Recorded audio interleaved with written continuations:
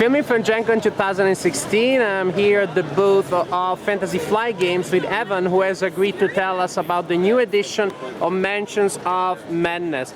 Now, as we are filming, the doors of GenCon are going to open. They open in a couple of seconds, so you may see crowds of people raiding the areas around us. Don't be scared, that's how GenCon works. So thank you, Evan.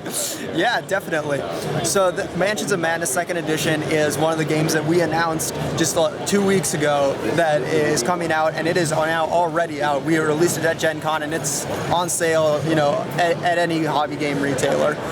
It is an extremely cool game, and yeah, I'd love to show you more about it.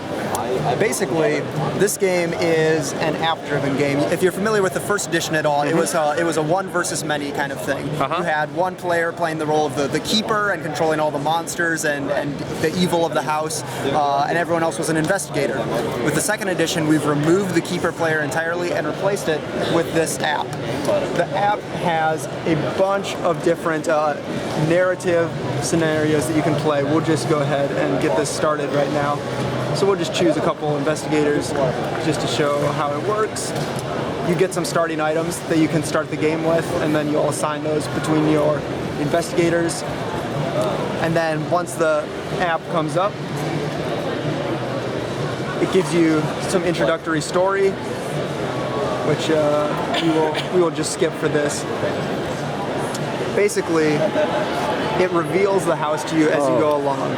So that's excellent. It shows this tile, and it tells you to put your investigators right there. So this is where you are at the beginning of the game. You're here, this is all you see, but it also adds a couple other things. For instance, the app says, in the middle of the lobby sits a table with a small pile of papers, and then you put a search token down there.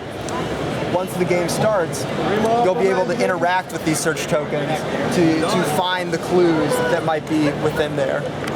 So you're putting down these search tokens. And this is how a room would look like after you set it up, following the instructions on the app. Exactly.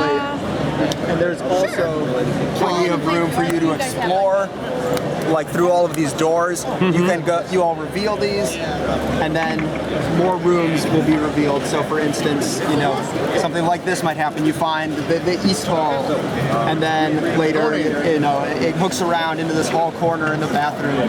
As you go along, these monsters are going to spawn, and you're going to have to battle against them. It's an extremely narrative game. It's very, very cool in its breadth and its scope. I've never really seen a game that can use an app as such an essential part of the game itself, and it really adds to the game. It takes nothing away. Now, gamers are crowding the hall because they rightfully are excited about this game and want to try, but can you just tell us real quick how you resolve combat? Sure. So combat will be, let's say, you know, there's this hunting horror here. At the end of each phase, there is a mythos phase where bad things happen. This monster is going to attack you, and it'll give you a story bit. It might say, you know, the monster flaps upwards on its, you know, squamous wings and swoops down on you, and then you'll have to make a test. It'll say, for instance, I don't know where the investigator cards are right now. Oh, here they are. So for instance, if you're Father Mateo, it might say test your agility, try and dodge out of the way. So you take the appropriate number of dice, 3 dice. You're rolling, you're looking for these elder sign symbols. Each of those is a success, and you'll need to get a certain number of successes. These magnifying glasses, you can spend your clues to turn those into successes. So you're trying to get enough successes to dodge out of the way, and if you dodge successfully, then you can escape damage. On your turn, you'll also be able to attack back, and it works the same kind of way. You get some kind of narrative story bit, like you rush forwards and try to, you know, break the creature's wing in your hands, and they'll say, you know, test your strength. You'll roll the dice again, and based on whether you succeed or not, you might be able to do damage to the creature. So now the game has become fully cooperative, yes, and also solitaire friendly. Yes. Excellent. Wow, this really looks great. I'm really excited to try this game. Thank you so much for giving us an introduction to Mansions of Madness, a new release by Fantasy Flight, reporting from GenCon 2016. Thank you. Thank you.